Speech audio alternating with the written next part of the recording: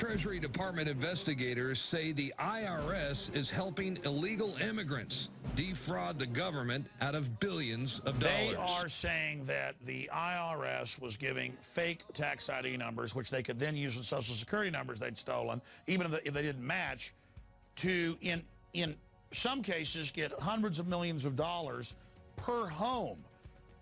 In fact, they were saying 10 addresses had 59,000 plus tax returns, tax refunds sent to it. Now, here's the rest of the story you're not getting out of this, and that we're going to be breaking very, very soon. And believe me, this is dangerous info. Foreign governments, the Russians, the Chinese, at least that's what the top IRS people here in town are telling me. Well, let's just say high level. Don't want to give away too much. They are being told that foreign governments have gotten all these Social Security numbers that Bank of America has released, the Texas Comptroller, so much of this is happening in Texas, and that the illegals somehow get these and the foreign governments get them with the tax ID numbers the IRS will give anybody. And then they merge those and are able to get even more money and refunds and tax credits for children and things like that that don't exist.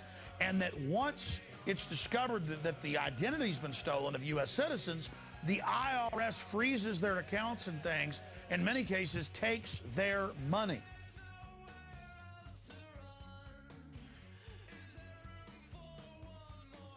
Those are also sanctuaries.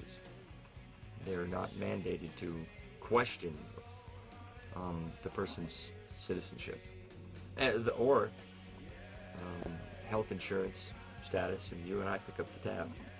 I went to the emergency room, I broke my arm, local hospital where I was born, and 43 people there. No one spoke English, no one had the health insurance, they had interpreters, they had free medical care. Most people weren't sick, they were just kind of headache, depression.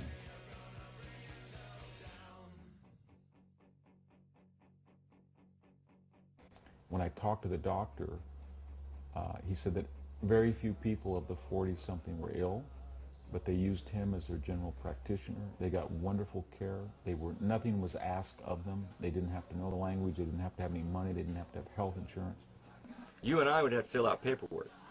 You and I would have to show proof of insurance. You and I would get stuck with the bill afterwards. And we would get stuck with the bill. How many surgeries have you had, Angel? I got 2. 2? Yeah. Did you have to go to the hospital in an ambulance? No, they take me in a helicopter, take me at the UCLA hospital. So the doctor's nice to you? Oh yeah, I got a nice Chinese doctor, yeah.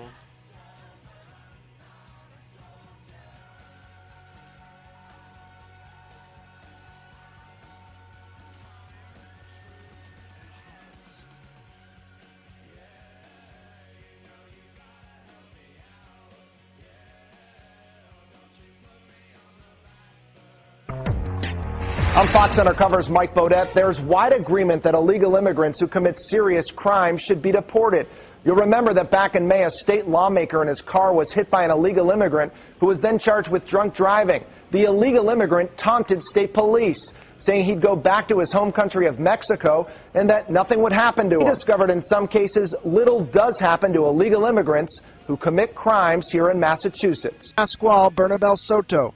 He likes Massachusetts so much, he was willing to come here even after he was deported. In fact, Bernabel Soto returned to Massachusetts and racked up arrest after arrest without being deported again. Last year, when police arrested him for dealing drugs out of a minivan. Despite giving police a false name, a Weymouth detective was able to identify Bernabel Soto and noted his long criminal record in an application for a criminal complaint. It includes a previous arrest in Weymouth in 2007 on similar charges and numerous other narcotics violations. The detective noted that Bernabel Soto had at least 10 different aliases, multiple licenses and identification cards, and faced an attempted murder charge in Puerto Rico. It's unclear how he managed to stay in this country and continue committing crimes.